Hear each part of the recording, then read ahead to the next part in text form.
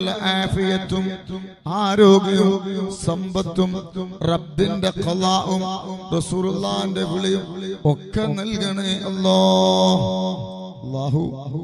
ഇനിയും കാണാനുള്ള ഭാഗ്യം അല്ലാഹു നൽകട്ടെ ഇൻഷാ അല്ലാഹ്.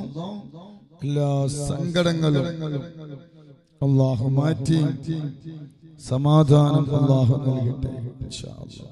അപ്പോ 101 ദിക്ർ ചൊല്ലിയാൻ നിങ്ങൾ എണ്ണം വെക്കൂലേ? എണ്ണങ്ങൾ വെക്കൂലേ? ഞാൻ വെക്കൂല കേട്ടോ. ആരെ 100 പറയണ അപ്പേ നിർത്താം. ഓക്കെ, ജദ്ദിദു ഈമാനക്കും വനവ്വിറു ഖുലൂബക്കും വസയ്യിനു അൽസിനതക്കും ബിഖൗലി. നമ്മൾ ചൊല്ലുന്ന ദിക്ർ എന്തിനാണെന്നറിയോ? അല്ലാഹുവേ, ഒരുപാട് വിഷമങ്ങൾ അല്ലാഹു നമുക്ക് തന്നിട്ടുണ്ട്.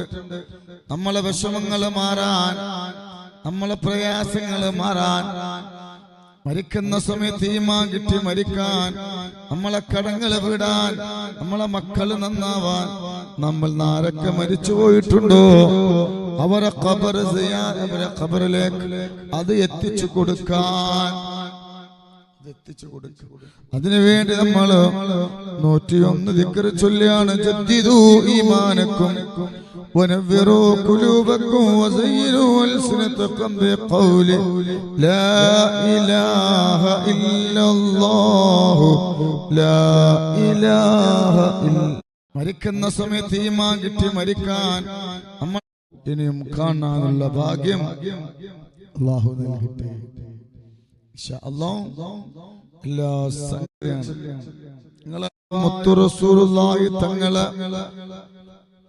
ആ റൗള ശരീഫ് കാണാൻ നിങ്ങൾക്ക് ഭാഗ്യം നൽകണം അല്ലാഹ്. എന്റെ കൂടെ ഒരുപാട് ആളുകൾ റസൂലുള്ളാഹിന്റെ റൗള ജന്നയിലും ദീപായ